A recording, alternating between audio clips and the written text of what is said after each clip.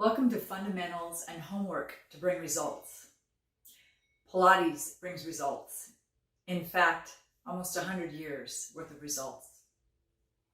Don't abandon those results by the time you get to the curb after you've left your studio. For example, gravity is sort of our enemy. So think about how gravity kind of wants to sort of crush you to the ground, so to speak.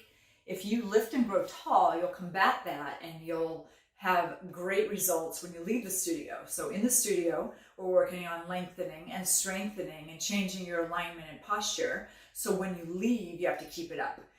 That's homework. It's super effective, and it's like taking classes 7 days a week if you'll practice the simple and very effective homework. So think about the top back crown of your head being like where the baby's hair swirls when it grows. It's in fact the top of your spine. Or if you had a baseball hat on, it might be the little button on the top of the hat. So think about that lifting to the sky or to the clouds or to the top of the ceiling if you're in a building. And then the feet are planted on the ground.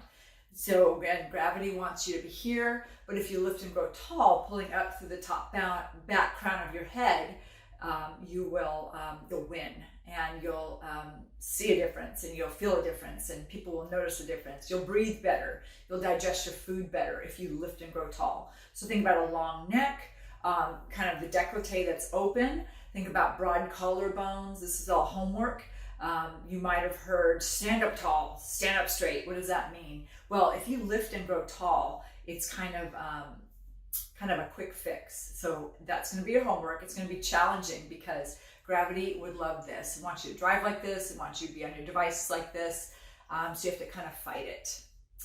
Think about your bones. So your bones will do whatever your muscles tell them to do. So your humerus bone is here, and we'll call that your shoulder bone, top of your humerus. And if your pecs are short, chest muscles, then that bone can travel inward, and then you'll have these sloping shoulders. The head wants to travel forward, the stomach wants to pooch out, and you'll start getting kind of a dowager's hump or just the sloped shoulders. So again, push down through your feet, grow tall through your crown, and your arms will go into place. Your hands will be by the seam of your pant instead of where they want to travel sometimes, which is forward. So check and see if your hands are kind of by the seam of your pant when you're in line at the grocery store, at a party, at a meeting. You're lifting and growing tall, and your hands are by the seam of your pant. You move them away, and you'll have the broad open chest. You don't have to do anything like rolling back and pulling back. Just simply lift and grow tall, and your hands will just kind of hang by your side like they're supposed to. The core, if you cut off your arms and your legs, we'll call that your core. Your powerhouse is like a mini skirt of muscles. So, it's about this much space in here. The thighs, the upper inner thighs, the seat, the hips, pelvic floor, a lot of muscles encompassed, but just think about like a mini skirt of muscles. We want to work the powerhouse on every exercise. In fact, the movement comes from the center. The legs move from the front while the arms move from your back. So when you're walking around, you want to keep the shoulder in its socket and let your arms sort of swing from your back instead of, again, letting gravity win. So lift and grow tall, and then your arms can swing naturally from where they're supposed to, which is your back area. The Pilates principles can be applied with the fundamentals, which we're going to review in a moment. And so think about its concentration, center, control, breath, precision, and flow. Concentrating on every exercise. Joseph Pilates says nothing is haphazard. The center, you're moving from your center, controlling everything that you do with precision. And the breath is important. In fact, Joseph wants you to emphasize your exhale so that you have no choice but to breathe in fresh oxygen for your brain and for your muscles. Everything should flow. There's not a whole lot of stopping in a really good Pilates routine. So just think about moving from your center and lengthening to strengthen. Now let's move on to some of the fundamentals. I'm going to go ahead and have a seat on top of your sits bones. You're at your office or at a dinner party. You want to sit on top of those sits bones. You could push your bottom to the back of that chair, pull the chair in, put your wrist on the wrist rest, and just be really nice and tall through the crown, from the crown to the tailbone, and then you can rock back and forth on those sits bones to make sure you're up on top of the sits bones. Because again, gravity would love this, but you have to fight it. So your sits bones become like your feet, and then the top back crown of your head is still there. What if you have to lean forward on your computer, you have a deadline, or you're stressed, or you're tired? We tend to slope or round the shoulders, so just kind of pull through the top back crown of your head, make your back a little bit straighter as you type, instead of what we tend to do. So pull the abs in, pull the head sort of out of the body, and think about getting out of the rounded thoracic spine and into the little bit more elongated. Going on to the back, the feet are about hip distance apart. The inner thighs are active, so I could not pull your thigh outwards. So the center line is important in Pilates. It would be like from the inner thighs, the pelvic floor, and right up and through your core. And it's why a lot of y'all are doing Pilates, because the core generally is fairly weak. So let's work on breathing. You want to start with the hands on the abdominals. We'll call this a belly breath. So inhale, fill up the stomach into the hands. As you exhale, pull the navel to the spine, and the spine right back down to the mat. It's a nice breath. It's relaxing. You can practice it before bedtime. It helps you sort of relax. Breathe in, fill up your stomach into your hands. And as you exhale, pull the navel to the spine, and the spine gently back down to the mat below you. In Pilates, we do a 3D breath, or a rib cage breath. So now the hands go on the rib cage. My collarbones are broad and open. The muscles around my collarbones might be relaxed. We don't want to be here. We want the openness, because the way you work out is the way you turn out. The way you train is the way you remain. So if you're working out here, and you're doing your work, you're doing your hundreds, you're going to kind of end up with that shoulder forward, because these muscles in the chest want to stay short when you're working. So it's practice opening them up on these fundamentals. I have the collarbones broad, I have the chest broad and open. Good. So hands on the rib cage. Inhale, fill up your ribs into your hands, because I'm filling up my lungs. When I exhale, my fingers, like your ribs, are going to sort of knit. Breathe in, fill up the ribs into the hands, the lungs push into the ribs. And as you exhale, knit your ribs. So my fingers represent your ribs, and they're sort of knitting and slightly, in fact, moving downward on your deep exhale. Inhale, fill up, and exhale, sort of knit, pulling the ribs in and slightly downward. Emphasize your exhale in Pilates. Joseph says he wants you to get rid of the stale air, the toxins, and the stress. He says from the lower lobes of the lungs. So we breathe typically in the upper lobe. We tend to be stressed and anxious because we're breathing into the chest. But try to breathe through the full lungs as opposed to just up here. So fill up and then exhale. Good. Stretch your arms to the ceiling. Think of the word SEW, S-E-W, shoulder over elbow over wrist. The fingers are generally with the thumbs in Pilates. We could start with the palms facing each other, or you could try palms facing forward, which is a little more traditional. My collarbones are broad. I breathe in, I float my arms up above my head. We'll call these rib cage arms. As I exhale, I bring my fingertips back to the ceiling tile. When you lift your arms, ideally your shoulders won't lift or rise. So we say, keep the shoulders away from the ears. Try this. My right arm lifts, my left hand is on my right rib cage. Good. So when I inhale, my arm floats up.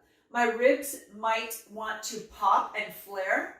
When I exhale and pull my fingertips back to the ceiling, these ribs knit into the body.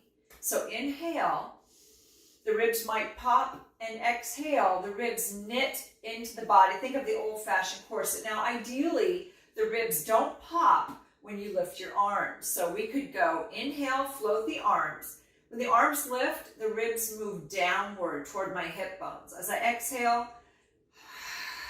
Bring the fingertips back to the ceiling. We call this oppositional pull. Fingertips rise up, but the shoulders moving, the rib cage moving downward as opposed to popping. So we want the back ribs down and the front ribs down as the arms float up. So let's do 2 more. Breathe in to float up and exhale. Last time in and last time out. Arms by your side. Collarbones are broad. Energy in the arms, as the arms are on the mat, and we have kind of energy, so to speak, from the triceps to the elbows to the wrist and the palm, and maybe energy out through of the fingers. I'm going to imprint my spine and float one leg up to a tabletop and the second one to follow.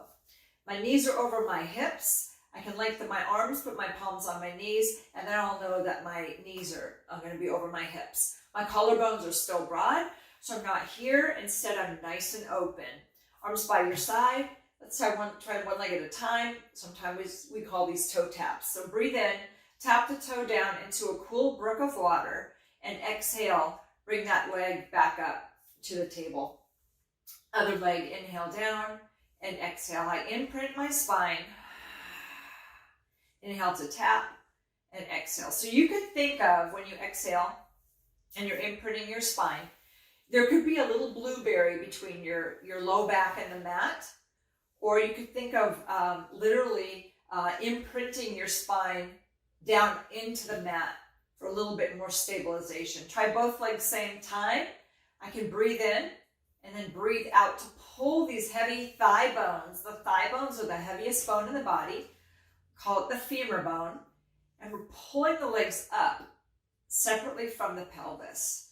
So breathe in to float the toes down. There might be some super sticky gum on the mat. I'm trying to pull my feet away from that super sticky gum. When I pull slowly from that super sticky gum, my abs have to pull the legs. If I'm moving fast, then my hip flexors are doing the job and they're already strong. So this is the hit that we want. Good. Feet on the mat and sway the knees side to side. Call those knee folds or toe taps. Good. Arms at the ceiling. Inner thighs are active. Feet are about hip distance apart. Shoulder blades are on the mat. Chest is broad and open. Small circles. And then reverse the circle. So the arms move from your back, like in the rib cage arms. So if you're carrying groceries or conducting your next orchestra, you want to think about your arms moving from your back, while the legs, just to reiterate, move from the front. So you're kicking a soccer ball, climbing stairs in a cycle class in Pilates. You want to just think about your legs and your stomach working together. Good. Sway the knees side to side. We'll call these knee sways. Think about trees swaying into the wind. And again, my arms are anchored. I'm stable in my upper body, so I can be mobile in my lower body. Think of stability before mobility. The trees that are swaying into the wind are my thigh bones, and I'm pulling those trees or thigh bones back up to upright from this power here. This is sort of massaging on the back. Good. Pause. Inner thighs are active. Feet are about hip distance apart. My pelvis is stable and neutral. To nod the head, you'll inhale.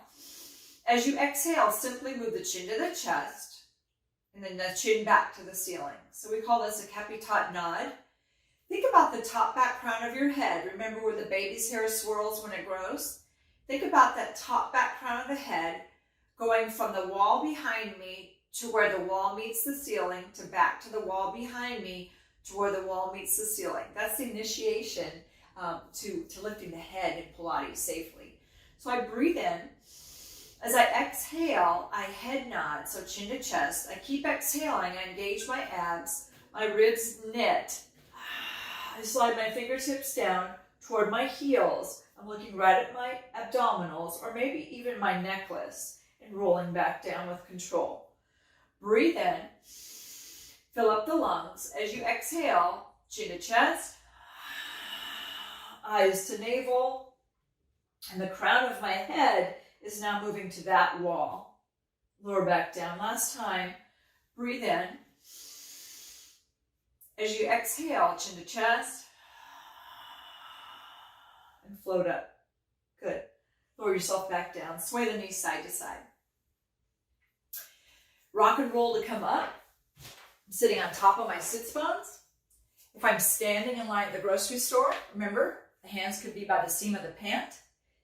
Watch that they're not in front, or the shoulders will follow. The head may follow. The stomach may pooch. The back may round. So, bottom line, push down through your feet, grow tall through your crown. And then you're walking around the city that way. People don't know what you're doing, but they know you sure look good. Things have changed for your breathing, your digestion, and just the way you wear clothes. Thank you for joining me.